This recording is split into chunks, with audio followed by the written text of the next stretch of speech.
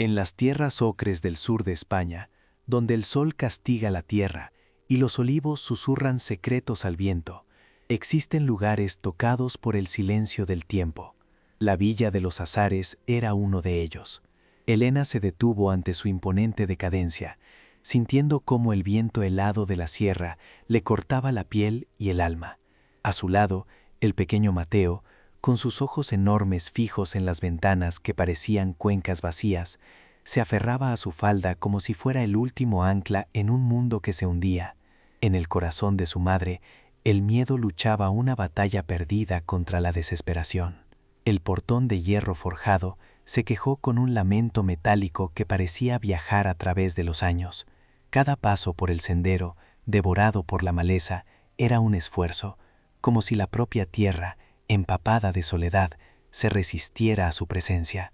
El aire olía a humedad, a hojas podridas y a un pasado estancado, un perfume de olvido y abandono. Elena apretaba en su mano la llave de hierro, fría y pesada, el único vestigio de una herencia que todos los demás habían repudiado. Era la llave de su única oportunidad o de su tumba definitiva. Hacía tan poco que su vida era un tapiz de seda y prosperidad.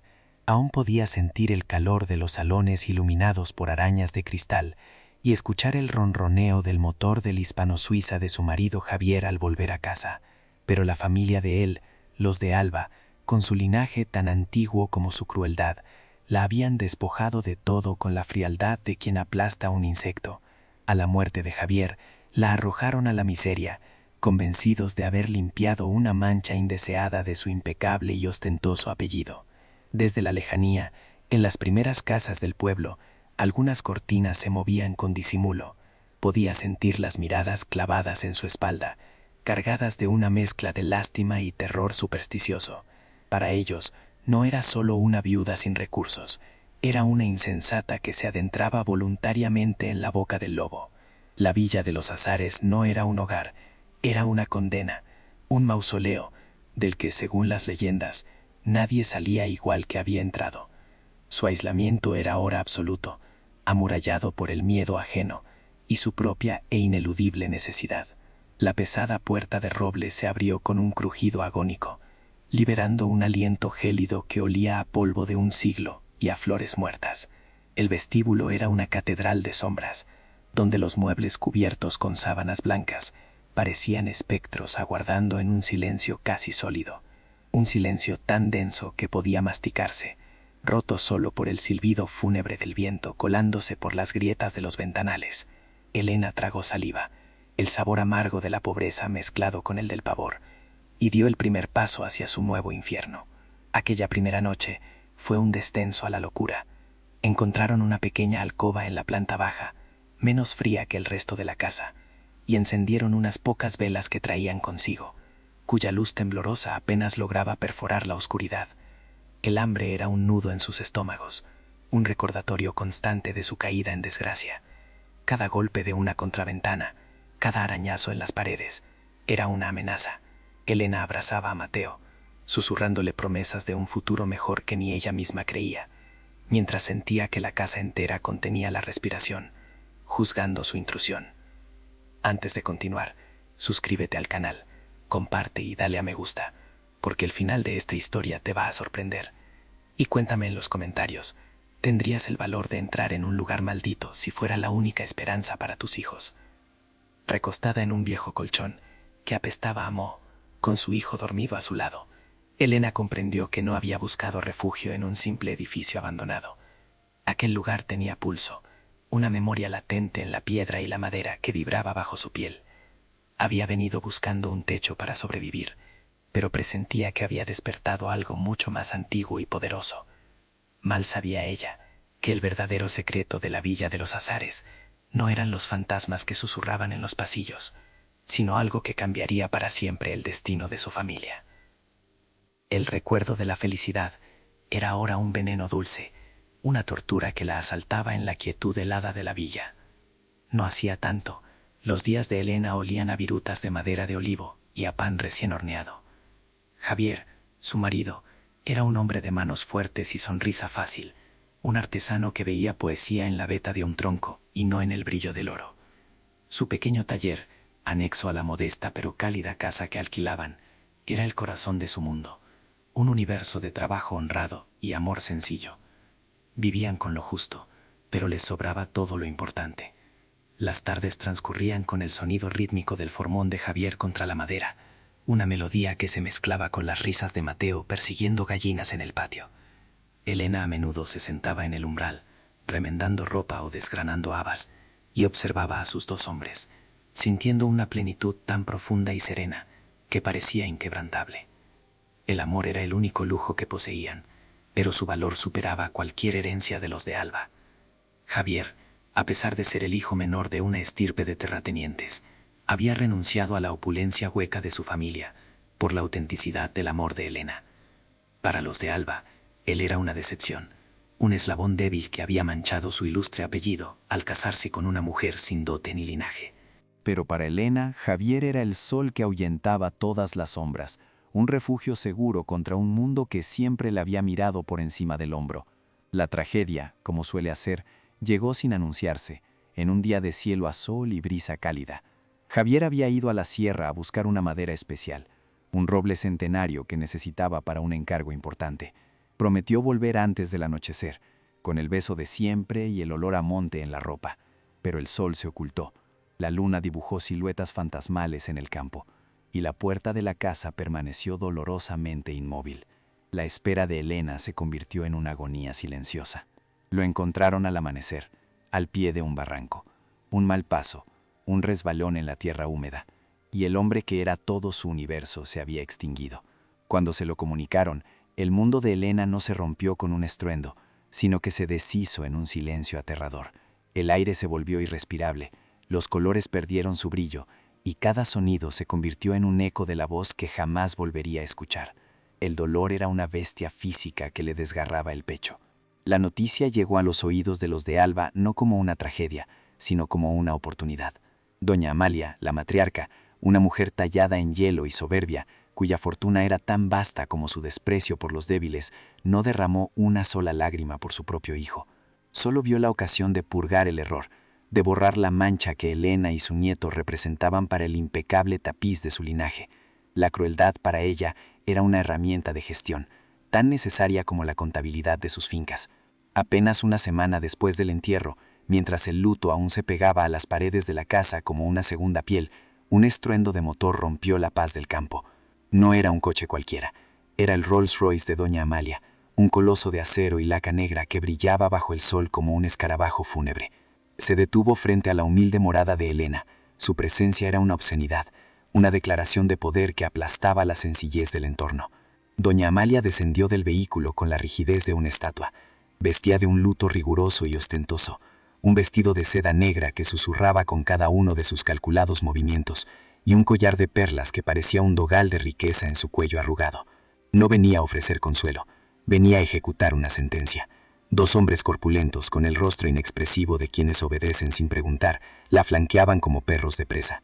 Elena salió a recibirla, con el corazón encogido en un nudo de miedo y un respeto que no merecía. Pensó, en su ingenuidad, que quizás venía a hablar del futuro del pequeño Mateo, su único nieto. Pero los ojos de doña Amalia eran dos esquirlas de hielo, desprovistos de cualquier emoción que no fuera un desdén profundo y arraigado. No hubo saludo, solo una orden afilada como un cuchillo que cortó el aire. Recoge tus cosas y las del niño.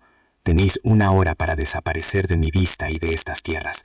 La caridad de mi familia para con el error de mi hijo ha terminado. La voz de la matriarca era tan lujosa como sus ropas, pero carecía de cualquier atisbo de calor humano. Cada palabra era un golpe, una humillación calculada para despojar a Elena de la poca dignidad que le quedaba. Elena, aturdida, intentó balbucear una súplica. Habló de Mateo, de que era la sangre de su sangre, el hijo de Javier. Pero doña Amalia sonrió, una mueca gélida que no llegó a sus ojos. Ese niño no es un de Alba, es el bastardo de una campesina que engatusó a mi hijo. No llevará nuestro apellido, ni tocará un solo céntimo de nuestra fortuna. Ahora, fuera. Mi tiempo es más valioso que toda tu patética existencia. El mundo de Elena se derrumbó. La humillación era un fuego que le quemaba las mejillas, más doloroso que cualquier golpe físico. Vi cómo los hombres de doña Amalia entraban en su hogar, en el santuario que había construido con Javier, y empezaban a sacar sus pocas pertenencias con la brutalidad de quien desahucia a un animal. Cada objeto lanzado al polvo del camino era un recuerdo profanado, un pedazo de su vida hecho añicos. Mateo, que había salido corriendo al oír el ruido, se aferró a las faldas de su madre, temblando. Sus ojos infantiles, llenos de una confusión aterradora, miraban a la anciana vestida de negro como si fuera un monstruo de cuento. No entendía las palabras, pero comprendía perfectamente la violencia del acto, el terror en el rostro de su madre y la pérdida irreparable que se cernía sobre ellos. Su pequeño llanto era una aguja en el corazón roto de Elena. La impotencia era un veneno que le paralizaba los miembros. Estaba sola, completamente sola. La sociedad, la ley, todo estaba del lado de los poderosos, de los que llegaban en coches de lujo y vestían con sedas importadas. Ella no era nada, una viuda sin recursos, una molestia que debía ser eliminada. El desprecio en la mirada de doña Amalia la despojó de su identidad, reduciéndola a un estorbo insignificante. Mientras los hombres amontonaban sus escasas posesiones en una pila miserable, Elena solo pudo abrazar a su hijo con fuerza, intentando protegerlo con su propio cuerpo del frío de la crueldad humana. Le susurraba al oído que todo iría bien, una mentira piadosa que ni ella misma podía creer. El sabor amargo de la injusticia se mezclaba con el polvo que levantaba el viento, resecándole la garganta y el alma. El sol de la tarde, que antes era una caricia cálida, ahora parecía burlarse de su desgracia, iluminando con una claridad hiriente la escena de su expulsión. Algunos vecinos se asomaban con disimulo desde sus ventanas, pero nadie se atrevía a intervenir. El miedo al poder de los de Alba era un muro invisible pero infranqueable, una lección que todos en la comarca habían aprendido a sangre y fuego. La soledad de Elena era absoluta. Cuando los hombres terminaron, doña Amalia ni siquiera le dirigió una última mirada. Simplemente se dio la vuelta, con el susurro arrogante de su vestido, y subió de nuevo a su reluciente automóvil. El motor cobró vida con un ronroneo potente y satisfecho, el sonido del poder reafirmándose, y el coche se alejó, levantando una nube de polvo que se asentó lentamente sobre Elena, Mateo y los restos de su vida rota. Allí, de pie en medio del camino, con un niño aterrorizado en brazos y un pequeño montón de enseres como único patrimonio, Elena sintió que tocaba fondo. El dolor por la pérdida de Javier se entrelazó con la rabia y la humillación, creando un nuevo sentimiento en su interior. No era desesperación, era algo más duro, más afilado. Era la semilla de una determinación forjada en el fuego de la injusticia. Miró el rostro de su hijo, surcado por lágrimas silenciosas, y supo que no podía rendirse. Por él, por la memoria de Javier, por la dignidad que le habían intentado arrebatar, tenía que sobrevivir, tenía que luchar. Aquella humillación no sería su final, sino el principio de su guerra, la guerra de una madre dispuesta a todo por proteger a su cachorro. Fue entonces, en la desolación más absoluta, cuando recordó las palabras de su abuela, las historias sobre una propiedad olvidada, una villa de la que nadie hablaba, un legado repudiado por su propia familia por considerarlo maldito, una llave vieja y oxidada guardada en el fondo de un costurero, la villa de los Azares. No era una elección, era la única astilla a la que podía aferrarse en mitad del naufragio. Con las últimas luces del día, recogió sus cosas en un atillo improvisado, tomó a su hijo de la mano y comenzó a caminar. Cada paso la alejaba de la vida que le habían robado y la acercaba a un destino incierto y temido por todos. El viento frío de la sierra comenzó a soplar, como un presagio de las dificultades que vendrían, pero en el corazón de Elena la llama de la supervivencia ardía con una fuerza indomable. No miró atrás. Dejar el pasado era la única forma de no quedar convertida en una estatua de sal y de dolor. Su mirada estaba fija en el horizonte, hacia las colinas donde, según recordaba, se alzaba la silueta fantasmal de la villa. Se adentraba voluntariamente en la oscuridad, porque la oscuridad prometida era preferible a la luz cruel del mundo que la había desterrado. Los días que siguieron a su expulsión se convirtieron en una peregrinación a través del infierno. El camino era una cinta de polvo ocre que se pegaba a su piel sudorosa durante el día y se convertía en un lecho helado por la noche. Dormían donde la oscuridad los encontraba, acurrucados en el hueco de un olivo centenario o bajo el precario refugio de un puente de piedra, con el murmullo del agua fría como una nana fúnebre. El hambre dejó de ser una sensación para convertirse en un estado permanente, un animal que roía sus entrañas sin piedad. Elena aprendió a distinguir el sonido de un estómago vacío del de un corazón roto y descubrió que ambos sonaban dolorosamente parecidos. Intentó mendigar en las aldeas que salpicaban el paisaje, pero las puertas se cerraban a su paso con una velocidad cruel. La sombra de los de Alba era larga, y su poder, un veneno que había infectado la caridad de la gente. Veía el miedo en los ojos de quienes la rechazaban, un terror supersticioso a contagiarse de su desgracia, a ofender a los señores de aquellas tierras. Cada puertazo era una nueva herida en su alma ya lacerada. Soportaba la humillación con la cabeza alta por Mateo, para que él no viera las lágrimas que le quemaban los ojos. Le contaba historias de reyes y castillos para distraerlos del frío que le amorataba los labios, y partía en dos la mendruga de pan duro que algún alma caritativa y furtiva les lanzaba, dándole a él siempre la parte más grande, mientras ella masticaba el sabor amargo de su propia saliva. La noche se convirtió en su peor enemigo. El viento de la sierra aullaba como un lobo hambriento, colándose a través de su ropa raída y llevándose el poco calor que sus cuerpos generaban. Elena abrazaba a Mateo con una fuerza desesperada, intentando ser su muralla contra un mundo que quería congelarlos. Escuchaba la respiración débil de su hijo, rezando para que no se apagara, mientras sentía que su propia esperanza se desvanecía con cada estrella que parpadeaba en el inmenso y gélido cielo. Una tarde, mientras una lluvia fina y persistente calaba sus huesos, buscaron refugio en los soportales de una pequeña ermita olvidada. Mateo temblaba, no de frío, sino de fiebre. Su piel ardía y sus ojos, normalmente llenos de vida, estaban vidriosos y perdidos. Fue en ese momento, en la cúspide de su desesperación, cuando Elena sintió que el abismo se abría a sus pies. La impotencia era un veneno que la paralizaba, el fracaso como madre, un grito silencioso que le desgarraba la garganta. Fue entonces cuando una anciana, envuelta en un mantón negro y raído, se acercó a ellos con el sigilo de un fantasma. No se atrevió a mirarla directamente a los ojos, como si temiera el castigo divino por su acto de compasión. Dejó a su lado un cuenco de sopa caliente y un trozo de pan. Antes de desaparecer, su voz, un susurro quebrado por los años y el miedo, plantó una semilla en la mente de Elena. Los caminos son la tumba de los desamparados, musitó la anciana, mirando de reojo a las opulentas fincas de los de Alba que se adivinaban a lo lejos. Tu sangre tiene una deuda con estas tierras. Hacia el norte, en la colina del ciprés solitario, se alza la villa de los Azares. Nadie se acerca. Dicen que está maldita, que las almas de los que allí murieron todavía penan entre sus muros. Es un lugar de sombras, pero es un techo. La palabra maldita resonó en la cabeza de Elena, pero en lugar de miedo sintió una extraña punzada de esperanza. ¿Qué maldición podía ser peor que ver a su hijo consumirse lentamente en sus brazos? ¿Qué fantasma podía ser más aterrador que el espectro del hambre y la enfermedad? La villa, repudiada por todos, se le antojó de repente como el único puerto posible en medio de aquella tempestad sin fin. La advertencia de la anciana sonaba en sus oídos como una invitación.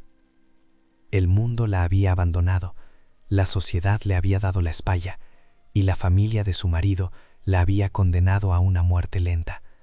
En la más profunda de las oscuridades, cuando ya no queda nada que perder, una madre es capaz de caminar hacia el mismo infierno si cree que allí encontrará la salvación para su hijo. Su lucha es un eco de todas las batallas libradas en silencio a lo largo de la historia. Si el coraje de esta mujer te conmueve, si sientes su desesperación como propia, acompáñanos en este viaje hasta sus últimas consecuencias. Tu apoyo, compartiendo este relato y formando parte de nuestra comunidad, es la luz que nos permite seguir contando estas historias de resiliencia, porque a veces la mayor fortaleza nace del mayor de los abandonos. Con la sopa caliente reconfortando el cuerpo febril de Mateo, Elena tomó su decisión. La elección no era entre la seguridad y el peligro, sino entre una muerte segura en los caminos y una incierta posibilidad de vida tras unos muros malditos. El miedo seguía allí, un nudo helado en su estómago, pero ahora estaba supeditado a una fuerza mucho mayor, la determinación inquebrantable de una madre. Aquella noche, mientras su hijo dormía con el sueño agitado de la fiebre, Elena veló su descanso con una nueva resolución en la mirada. Ya no era la víctima despojada que huía de su pasado. Se estaba convirtiendo en una guerrera que marchaba hacia su destino, dispuesta a enfrentarse a cualquier espectro, real o imaginario, que se interpusiera en su camino. La villa de los Azares ya no era una maldición, era un desafío. Al amanecer, con las primeras luces tiñendo el cielo de un color violeta pálido, Elena levantó a su hijo en brazos. Mateo pesaba menos cada día, pero en aquel momento a Elena le parecía que llevaba el peso del mundo entero. Su pequeño cuerpo era la única razón, el único motor que la impulsaba a seguir adelante, a dar un paso más cuando sus piernas amenazaban con ceder. No miró hacia el pueblo que le había negado auxilio. Su vista estaba fija en la silueta de la colina que la anciana le había descrito. La figura de un ciprés solitario se recortaba contra el cielo como un dedo admonitorio, señalando el lugar de su última y única esperanza. Cada paso en esa dirección era un acto de fe ciega, una apuesta a todo o nada contra un destino que parecía empeñado en destruirla. El aire de la mañana era afilado y olía a tierra mojada y a romero. Elena lo inhaló profundamente, como si quisiera llenarse los pulmones de la fuerza áspera de aquella tierra que la había visto nacer y que ahora la repudiaba. Sentía las miradas invisibles de los de Alba a su espalda, su desprecio persiguiéndola como una jauría de perros, pero ya no le importaba. Se dirigía a un lugar que ellos también temían. Mientras ascendía lentamente la colina, el mundo parecía encogerse a sus espaldas. Las fincas, las aldeas, los caminos polvorientos, todo se iba haciendo más pequeño, más insignificante. Lo único que importaba era la silueta de la villa, que empezaba a dibujarse entre la bruma, cada vez más grande, más imponente y más real. Era la boca del lobo, y ella se adentraba en ella voluntariamente, llevando consigo su tesoro más preciado. No sabía qué encontraría tras aquellos muros desconchados y aquellas ventanas ciegas.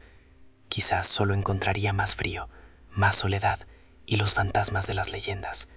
Pero por primera vez en mucho tiempo sentía que estaba tomando el control de su vida, que estaba eligiendo su propio campo de batalla. Y en esa elección, por desesperada que fuera, encontró una extraña y poderosa sensación de libertad. Cuando sus pies finalmente pisaron el umbral de la villa de los Azares, Elena sintió como si cruzara la frontera de un reino olvidado por Dios. La fachada, antaño majestuosa, era ahora un rostro carcomido por la viruela del tiempo, con las enredaderas aferrándose a la piedra como venas resecas. El viento, que en la colina era un lamento, aquí se convertía en un susurro siseante que se colaba por las tejas rotas, contando historias de abandono. La llave, fría y pesada, giró en la cerradura con un chirrido que arañó el silencio. La puerta se abrió hacia un vestíbulo que era una tumba de grandeza. Un manto de polvo, tan espeso como la nieve sucia, cubría un suelo de mármol ajedrezado y los muebles espectrales envueltos en sábanas. Una gran escalera de caracol ascendía hacia la penumbra del piso superior como la espina dorsal de un leviatán muerto. El aire era irrespirable, una mezcla densa de moho, madera podrida y la fragancia fantasmal de los azares que daban nombre a la villa, un perfume que se había agriado con décadas de soledad. Los primeros días fueron un pulso contra la entropía. Elena, movida por una energía que nacía de la más pura desesperación, se centró en una única estancia, una antigua cocina en la planta baja con una chimenea de piedra lo bastante grande como para asar un buey. Era húmeda y estaba habitada por arañas del tamaño de una moneda, pero era defendible. Pasó horas barriendo capas de suciedad, arrancando telarañas que se le pegaban al pelo y a la piel, y fregando el suelo con agua de un pozo cercano que olía a hierro y a tierra profunda. Su cuerpo, no acostumbrado a tal esfuerzo, gritaba en protesta cada noche. Tenía las manos en carne viva, agrietadas y sangrantes por el trabajo sin guantes y el frío implacable. Los músculos de su espalda ardían como si le hubieran clavado brasas, y el hambre era un calambre constante en su vientre. Mientras fregaba la mugre incrustada, no podía evitar pensar en doña Amalia, en sus manos suaves y cuidadas, adornadas con anillos de diamantes, que nunca habían tocado nada más áspero que la seda o el papel de los billetes. Esa imagen, en lugar de hundirla, alimentaba una rabia fría que se convirtió en su combustible. Poco a poco, la cocina empezó a parecer un refugio. Logró desatascar el tiro de la chimenea, y la primera vez que consiguió encender un fuego, el calor y la luz danzante fueron la victoria más grande de su vida. El crepitar de la leña ahuyentó parte de la opresiva oscuridad y el silencio. Encontró sacos de patatas medio germinadas y algunas conservas olvidadas en la despensa, tesoros que racionó con la precisión de un general en tiempo de guerra. Por las noches, ella y Mateo comían su escasa cena junto al fuego, envueltos en una vieja manta que apestaba a naftalina. La villa, sin embargo, no se dejaba domar fácilmente. Por la noche, la casa cobraba vida. Eran los ruidos de un gigante moribundo, el crujido de las vigas al asentarse, el golpeteo de una contraventana suelta que sonaba como una llamada insistente, el correteo de las ratas entre las paredes. Elena aprendió a ignorarlos, a convencer a Mateo de que eran los fantasmas buenos de la casa, guardianes que los protegían. Pero en la soledad de sus pensamientos sentía el peso de la historia del lugar, una presencia palpable que la observaba desde cada rincón oscuro. Decidió que no podía vivir confinada en una sola habitación. Necesitaba conocer a su enemigo o a su aliado. Con una lámpara de aceite que encontró y logró hacer funcionar, comenzó a explorar la mansión, habitación por habitación. Cada puerta que abría era un portal a un pasado congelado. Salones de baile con el suelo hundido, dormitorios con camas deshechas como si sus ocupantes hubieran acabado de levantarse para no volver jamás, un cuarto infantil con un caballo de madera volcado en el suelo, su sonrisa pintada cubierta de polvo. Era un museo del abandono. La biblioteca fue el lugar que más la cautivó. A diferencia del resto de la casa, parecía menos tocada por el caos. Las estanterías de caoba oscura se elevaban hasta el techo, repletas de miles de libros encuadernados en piel. El aire aquí olía diferente, a papel viejo, a cuero y a conocimiento. Era un santuario de silencio dentro del silencio mayor de la villa. Se sentía como si hubiera tropezado con el cerebro de la casa, el lugar donde residía su memoria. Pasaba horas allí, limpiando el polvo de los lomos de los libros, leyendo los títulos en voz baja. Eran tomos de historia, de filosofía, de poesía. Sentía una extraña conexión con sus antepasados, con las personas que habían leído esas mismas páginas a la luz de una vela, tal como hacía ella ahora. Era un consuelo, una forma de poblar su aplastante soledad. Se imaginaba a su bisabuela sentada en el mismo sillón de cuero agrietado, perdida en un mundo de palabras mientras fuera la vida seguía su curso. Una noche, una tormenta feroz se desató sobre la sierra. El viento aullaba como un alma en pena, y la lluvia golpeaba los cristales con la furia de un ejército. Los truenos sacudían los fundamentos de la villa, y cada relámpago iluminaba el esqueleto de los árboles del jardín a través de las altas ventanas de la biblioteca. Elena, incapaz de dormir, buscaba la calma entre los libros, pasando los dedos por sus lomos como si acariciara a un animal dormido. Fue entonces cuando su mano se detuvo en una sección de la estantería que parecía extrañamente sólida, sin la separación habitual entre los libros. Al presionar uno de los volúmenes, un grueso tratado de botánica, no se movió. Intrigada, empujó con más fuerza. No hubo un clic audible, sino una vibración sorda, un sonido profundo que pareció venir de las entrañas de la tierra. Lentamente, con un gemido de madera contra madera, toda la sección de la estantería comenzó a pivotear hacia adentro. El corazón de Elena dio un vuelco, martillando contra sus costillas con una fuerza que le robó el aliento. Detrás de la estantería no había un muro, sino una oscuridad perfecta, un vacío que parecía absorber la luz de su candil, un olor a tierra húmeda y a tiempo estancado, mucho más antiguo y denso que el del resto de la casa, ascendió desde la abertura. No era el olor a moho de la ruina, sino el aroma limpio y frío de una cripta sellada. Se acercó con cautela, sosteniendo el candil en alto. La luz temblorosa reveló el inicio de una escalera de caracol hecha de piedra que descendía en espiral hacia las profundidades. No había barandilla, solo escalones húmedos y resbaladizos que se perdían en una negrura impenetrable. No era un pasadizo, era un descenso. Un viaje a un lugar que había sido deliberadamente ocultado, borrado del mundo de los vivos. El miedo, un animal helado y familiar, le atenazó el estómago. Su primer instinto fue cerrar la estantería, fingir que no había visto nada, volver a la relativa seguridad de su cocina y su fuego. Pero entonces pensó en Mateo, dormido e inocente. Pensó en la mirada de desprecio de doña Amalia. Se dio cuenta de que la supervivencia no consistía solo en encontrar comida y calor, sino en luchar, en descubrir, en armarse con lo que fuera necesario para cambiar su destino. Aquella escalera no era solo una estructura de piedra, era una promesa o una amenaza. Podía ser la fuente de la maldición de la que todos hablaban, o podía ser la llave de su salvación. La razón por la que sus antepasados habían sellado esa parte de la casa y por la que su bisabuela le había dejado aquella propiedad y ninguna otra. La curiosidad, más fuerte que el miedo, la impulsó hacia adelante. Tomó una profunda bocanada de aire polvoriento. Se aseguró de que Mateo seguía durmiendo profundamente en la cocina, y con el candil en una mano y la otra apoyada en la pared fría y húmeda, puso el primer pie en el escalón de piedra.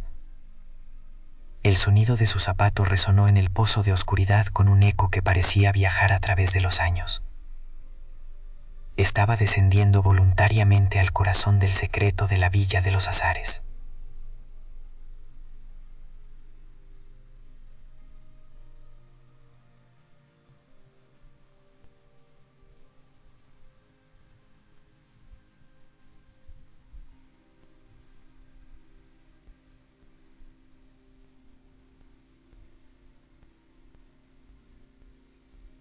Elena salió de la penumbra, interponiéndose entre ellos y el pasillo que llevaba a la cocina. No temblaba. El fuego que ardía en su interior, alimentado por noches de lectura y revelaciones, había consumido todo su miedo. Su aspecto era miserable, su ropa raída y su rostro manchado de hollín, pero su postura era erguida, y en sus ojos había una dureza que doña Amalia no reconoció. No era la misma mujer a la que había humillado y aplastado semanas atrás. «Esta es mi casa», dijo Elena, y su propia voz la sorprendió por su firmeza. «No tenéis ningún derecho a estar aquí. Marchaos». La audacia de su respuesta pareció divertir a la anciana.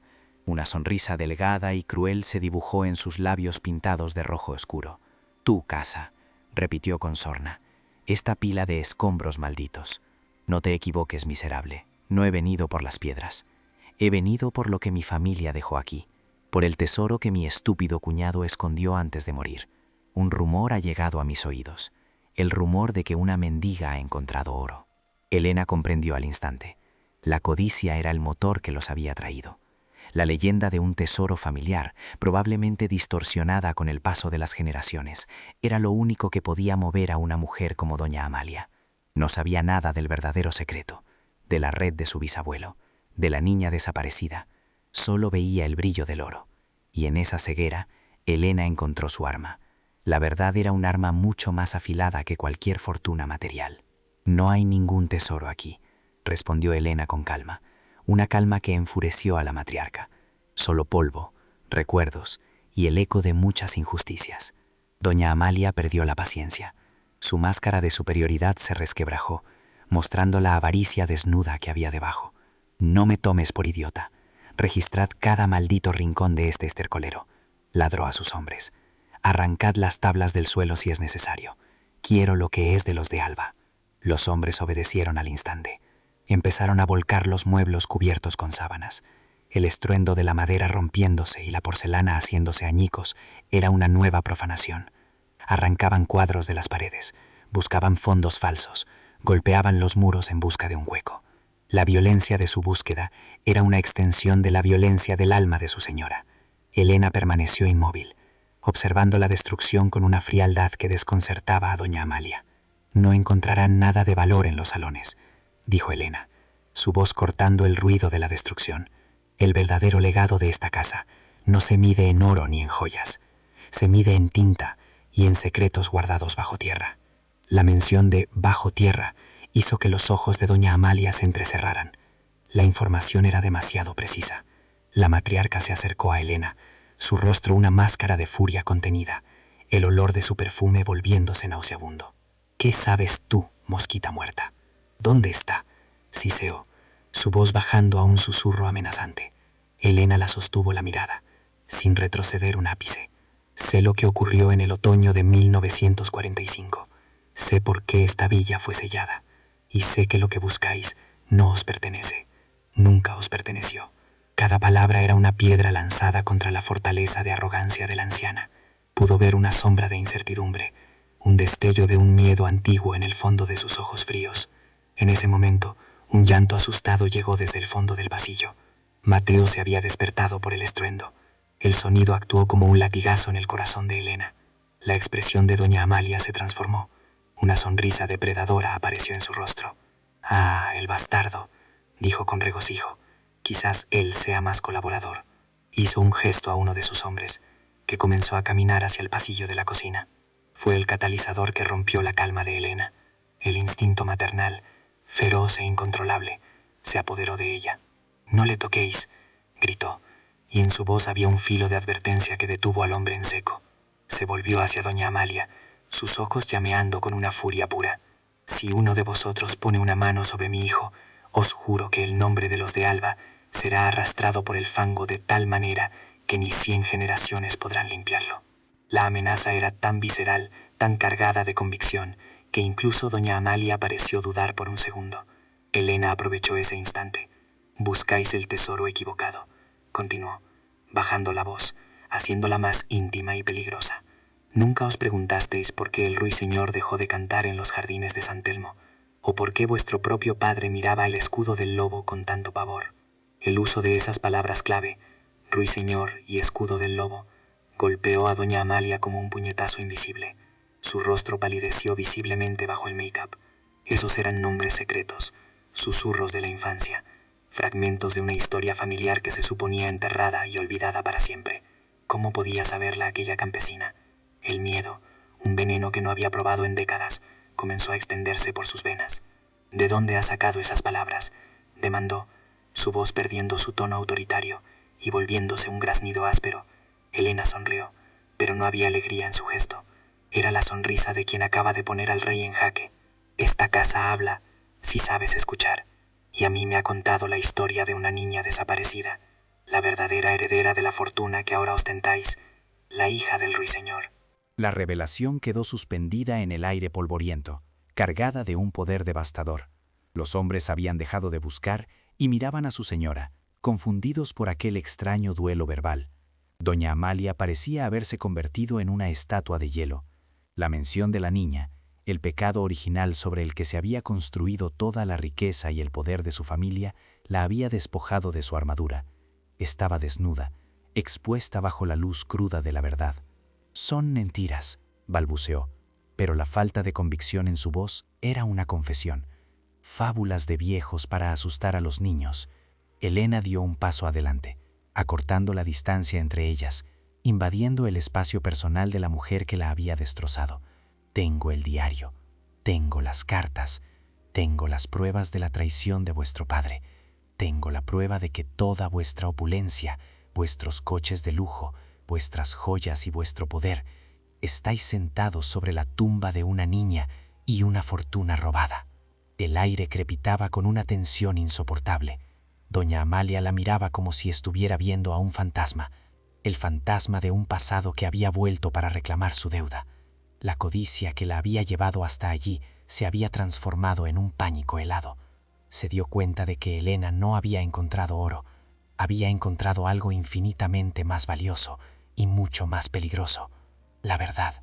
Y esa verdad, en las manos equivocadas, podía demoler su imperio. «¿Qué es lo que quieres?», preguntó finalmente la matriarca, su voz apenas un susurro. La pregunta era su rendición, el reconocimiento de que el poder había cambiado de manos. Ya no era la todopoderosa señora frente a la desamparada viuda. Eran dos mujeres unidas por un secreto sangriento, y la que tenía el arma era Elena.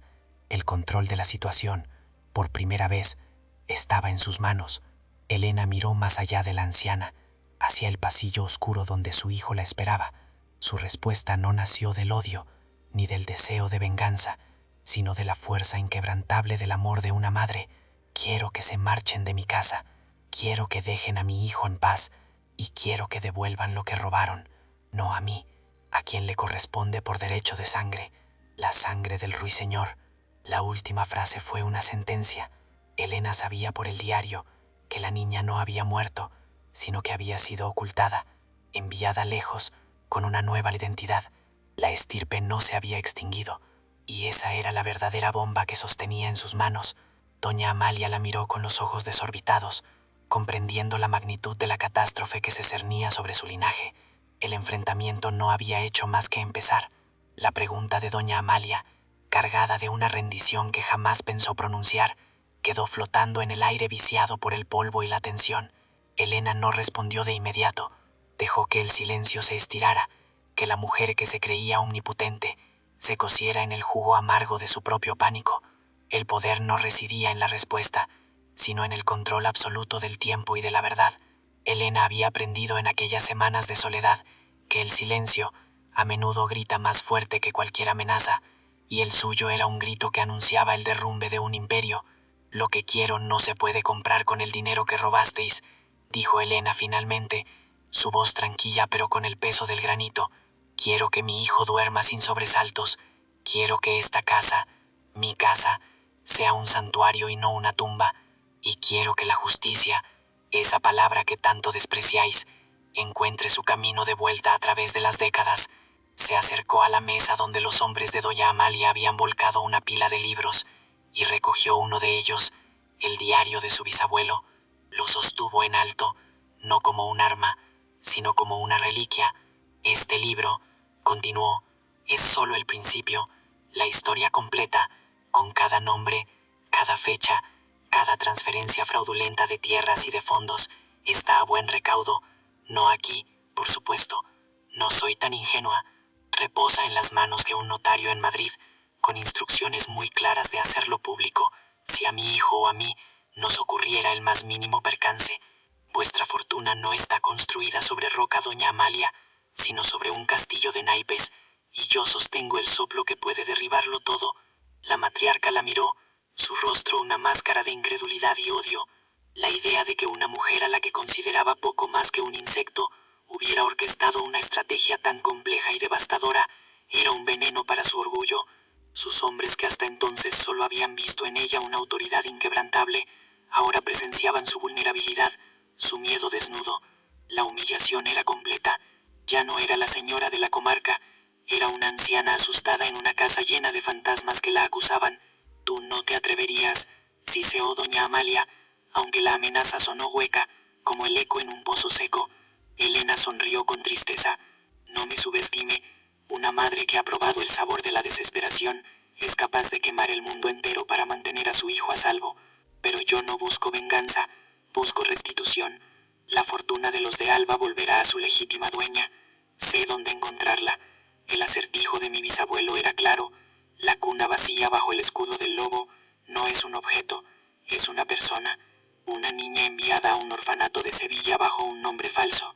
Aquella fue la estocada final. La revelación de que el linaje perdido no solo existía, sino que era localizable, borró el último vestigio de arrogancia del rostro de doña Amalia. Se apoyó en uno de sus hombres para no caer. Su lujoso abrigo de bisón de repente parecía un sudario pesado y ridículo.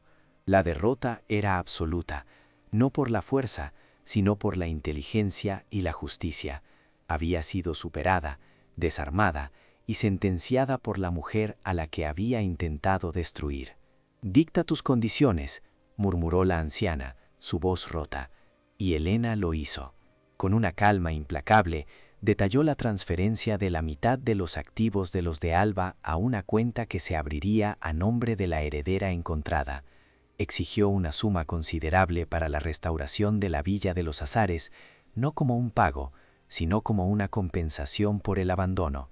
Y la condición final, la más importante, desaparecerían de su vida para siempre.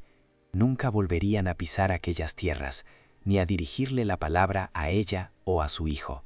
La partida fue un espectáculo patético y silencioso. Los hombres, avergonzados, ayudaron a su señora a subir al Mercedes. El motor, que a la llegada había sonado como un rugido de poder, ahora parecía un quejido cansado. El coche se alejó por el camino de tierra, no levantando una nube de polvo arrogante, sino huyendo hacia la noche, tragado por la oscuridad que él mismo había traído. Elena se quedó en el umbral, viendo cómo las luces traseras se encogían hasta desaparecer, sintiendo el aire frío de la sierra limpiar la pestilencia del miedo y la opulencia. Cuando el silencio regresó, era un silencio diferente. Ya no era opresivo ni amenazante. Era un silencio de paz, de victoria. Elena entró y cerró la pesada puerta de roble. Recorrió el vestíbulo, observando el desorden causado por la búsqueda frenética, pero no sintió angustia. Era la cicatriz de la batalla final, una batalla que había ganado. Se dirigió a la cocina, donde Mateo se había vuelto a dormir, y lo tomó en brazos, abrazándolo con una fuerza que mezclaba alivio, amor y una profunda y agotadora certeza de que por fin estaban a salvo. Los años que siguieron transformaron la leyenda en historia y la historia en un nuevo comienzo. Fiel a su palabra, Elena, con la ayuda del discreto notario de Madrid, localizó a la heredera perdida, una anciana llamada Clara que vivía modestamente en un barrio de Triana, regentando una pequeña floristería. La revelación de su verdadera identidad y la restitución de su fortuna fue un acto de justicia poética que sanó las heridas de 3 generaciones. Clara, una mujer de corazón tan noble como su linaje, utilizó su nueva riqueza para crear una fundación que ayudaba a niños huérfanos, cerrando el círculo de dolor que había comenzado con su propia desaparición. La villa de los Azares floreció bajo el cuidado de Elena. La piedra carcomida fue restaurada. Los jardines salvajes se convirtieron en un laberinto de rosales y jazmines, y el aroma de los Azares volvió a perfumar el aire, esta vez con una fragancia de vida y no de muerte. La luz del sol inundaba los salones, ya no para revelar el polvo y el abandono, sino para iluminar estantes repletos de libros y el sonido de las risas de los niños del pueblo, a quienes Elena había abierto las puertas de la inmensa biblioteca. Elena se convirtió en la guardiana de la villa, una figura de respeto y sabiduría en toda la comarca. La gente ya no se santiguaba al pasar, se acercaban en busca de consejo, de un libro, o simplemente para escuchar las historias que las paredes de la casa ahora susurraban. Había encontrado su lugar en el mundo, no a través de la riqueza, sino del conocimiento y la generosidad. Su fuerza ya no era la de la desesperación, sino de una serenidad profunda, forjada en el fuego de la adversidad. Mateo creció hasta convertirse en un joven alto y de mirada inteligente, con las manos fuertes de su padre y el espíritu indomable de su madre. La sombra de la pobreza y el miedo de su infancia se había disipado, reemplazada por una educación sólida y la certeza de que la verdadera nobleza no reside en los apellidos ni en las posesiones, sino en la integridad. Pasaba horas con su madre en la biblioteca, aprendiendo no solo de los libros, sino de la historia viva que lo rodeaba. De los de Alba apenas se volvió a oír. Su poder, construido sobre cimientos de arena, se desmoronó con la pérdida de la mitad de su fortuna. Vendieron fincas, despidieron sirvientes y se encerraron en su palacio cada vez más decadente. Doña Amalia vivió sus últimos años en una reclusión dorada, rodeada de lujos que ya no podían ocultar el sabor a ceniza de su derrota. Su nombre, antes pronunciado con temor y reverencia, ahora se susurraba con una mezcla de lástima y desprecio. Una tarde de primavera, muchos años después, Elena estaba sentada en un banco de piedra del jardín, bajo un naranjo cargado de flores. El sol poniente teñía el cielo de tonos anaranjados y violetas, y una brisa suave traía el perfume dulce de los azares. Mateo se sentó a su lado, leyendo en voz alta un poema de un viejo libro de la biblioteca. Elena cerró los ojos, sintiendo el calor del sol en su rostro y la paz anidando en su alma. Ya no era la viuda desamparada que había llegado a aquella villa buscando un refugio desesperado. Era una matriarca por derecho propio, la artífice de su propio destino y de su hijo. Había entrado en la boca del lobo y había salido no solo ilesa, sino habiendo domado a la bestia. La villa de los Azares no había sido su condena, sino su crisol.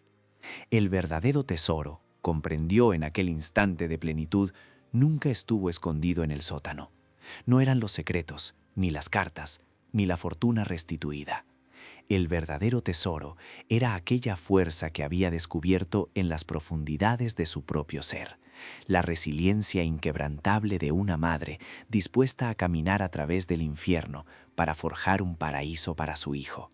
Y ese era un legado que ningún poder en la tierra podía arrebatarle jamás. La historia de Elena y la villa de los Azares nos enseña una lección tan antigua como las piedras que sostenían sus muros. La verdadera fortaleza no reside en la opulencia de los palacios, ni en el brillo del oro, sino en la resistencia indomable del espíritu humano.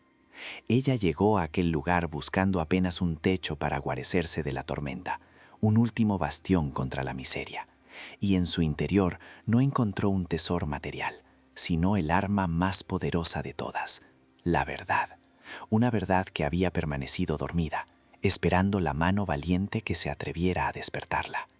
El poder de los de Alba, con sus automóviles de lujo y sus abrigos de pieles, se demostró ser un coloso con pies de barro, construido sobre el miedo la injusticia y el olvido. Su riqueza era una jaula dorada, su linaje una mentira susurrada de generación en generación. Helena, en cambio, forjó su poder en el frío, en el hambre y en las páginas de un diario polvoriento. Su victoria no fue una conquista, sino una liberación, demostrando que el conocimiento y la integridad son un patrimonio que ninguna fortuna puede comprar, ni ninguna amenaza puede arrebatar. El verdadero tesoro de la Villa de los Azares no eran doblones de oro ocultos tras una pared, sino la historia de una injusticia que clamaba por ser reparada. Helena no se enriqueció, se engrandeció, se convirtió en la guardiana de una memoria olvidada, en el instrumento de una justicia poética que devolvió el equilibrio al mundo. Su recompensa no fue un cofre lleno de joyas, sino la paz en los ojos de su hijo y la certeza de haber transformado un lugar de dolor en un faro de esperanza. La resiliencia es el hilo dorado que teje esta historia. Cada humillación, cada puerta cerrada, cada noche de insomnio no fueron los peldaños de su descenso al infierno, sino los golpes del martillo que forjaban su alma. El mundo intentó reducirla a cenizas, pero no sabía que Helena, como tantas madres a lo largo de la historia, estaba hecha de un material capaz de arder sin consumirse, de convertir el fuego de la adversidad en la luz que guía el camino de los suyos. A menudo, los lugares que la sociedad tacha de malditos son simplemente aquellos que guardan las verdades que nos incomodan. La villa no estaba encantada por espectros, sino por el peso de un silencio culpable. El verdadero fantasma era el crimen de los de Alba, una sombra que se proyectaba sobre toda la comarca. Al darle voz a los que habían sido silenciados, Helena no realizó un exorcismo, sino un acto de sanación, liberando no solo a la casa, sino a todo el que vivía bajo el yugo de aquella vieja mentira. Esta es la lección universal que nos deja su viaje. La mayor riqueza que podemos poseer es aquella que llevamos dentro. Es el coraje para enfrentar la oscuridad, la sabiduría para escuchar los susurros del pasado, y el amor incondicional que nos impulsa a construir un futuro mejor, incluso sobre las ruinas de lo que nos fue arrebatado. El conocimiento es la única herencia que crece cuando se comparte, y el único tesoro que nadie puede robarnos jamás. La historia de Helena es un eco de innumerables batallas libradas en silencio, un homenaje a la fuerza que nace de la más profunda de las debilidades. Es un recordatorio de que, incluso cuando el mundo nos da la espalda y nos deja con las manos vacías, aún poseemos el poder de reescribir nuestro propio final, transformando la maldición en bendición y la soledad en un legado de justicia y de paz. Si esta historia ha conmovido tu corazón, te invito a suscribirte a nuestro canal, a darle a me gusta y a compartir este relato para que su mensaje llegue más lejos. Creemos en el poder de las historias para inspirar y transformar, y tu apoyo es el combustible que nos permite seguir buscando estas crónicas de resiliencia y coraje en los rincones olvidados del tiempo. Y ahora queremos escucharte a ti. Cuéntanos en los comentarios qué lección te llevas de este increíble viaje. ¿Qué significa para ti la verdadera fortaleza? ¿Has encontrado alguna vez en tu vida un tesoro oculto donde menos lo esperabas? Queremos leer tu historia, porque cada una de vuestras experiencias es una pieza más en el gran tapiz de la resistencia humana.